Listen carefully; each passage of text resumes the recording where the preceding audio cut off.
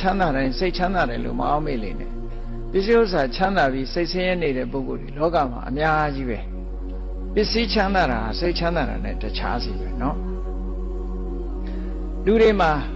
ပူမှုတွေနဲ့နေကြတယ်တောကเนาะစိတ်ချမ်းသာတဲ့လူကလည်းတောကတွေပိုးတယ်ပစ္စည်းဥစ္စာအတွက်တောကဖြစ်တယ်เนาะပစ္စည်းဥစ္စာအတွက်တောကဖြစ်တယ်သာသမီရှိတဲ့ပုဂ္ဂိုလ်ကသာသမီအတွက်တောကဖြစ်ရတယ်เนาะကားရှိတဲ့ပုဂ္ဂိုလ်ကကားအတွက်တောကဖြစ်တယ်တိုက်ရှိတဲ့ပုဂ္ဂိုလ်ကတိုက်အတွက်တောကဖြစ်တယ်အားလုံးဟာတောကလေးတွေနဲ့ပဲနေကြတာအဲ့ဒီတောကဆိုတာဒေါမနတပဲဒေါသနဲ့ရှင်တွဲပြီးတော့ဖြစ်ပေါ်လာတဲ့ခံစားမှုဝေဒနာတစ်ခုပဲပေါ့အဲ့ဒါလည်းပဲအကုသိုလ်ပဲပေါ့အေးဒါကြောင့်မလို့တောကကင်းအောင်နေခြင်းလို့ရှိရင်ဘာလုပ်ရမလဲလို့ဆိုရင်တွေ့တာမှုတွေကိုရှော့ရတယ်တွေ့တာမှုရှိလေလေတောကကြီးလေလေတွေ့တာမှုကြီးလေလေတောကကြီးလေလေတွေ့တာမှုရှိသူတိုင်းတောကရှိတယ်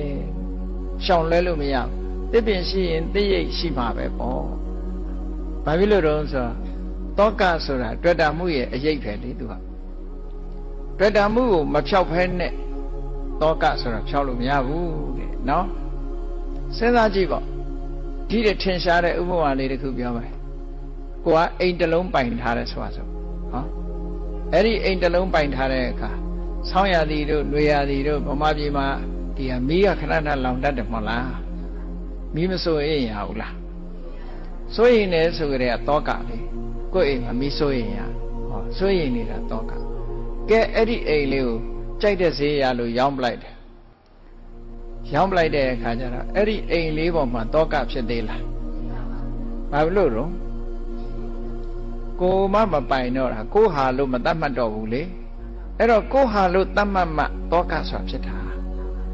အဲ့ဒါကြောင့်မလို့အဲ့တော့တလောကလုံးကိုကိုဟာလို့မတတ်မှတ်နဲ့ကိုတောင်ကိုဟာလို့မတတ်မှတ်ဘူးဆိုလို့ရှင်တောကဘယ်သူ့အတွက်မှဖြစ်တော့ဘူးလေဒါကငါသားဒါကငါသမီးဒါကငါပစ္စည်းဒါကငါအမေဒါကငါအမငါမောင်နှမစသဖြင့်ငါနဲ့သိမ့်ပိုက်ထားတာမှန်သမျှတောကဖြစ်เสียကြီးပဲနောက်ဆုံးမှာငါဆွေမျိုးငါတငယ်ချင်းဆိုတာပါသေးတယ်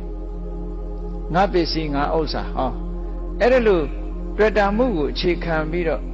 ထင်မြင်ယူဆမှုသိမ့်ပိုက်မှုတွေရှိနေသေးသမျှကာလပတ်လုံးသူတို့အတွက်မှာတောကဖြစ်မှာပဲနောက်ဆုံးမှာလူတွေကပြောကြတယ်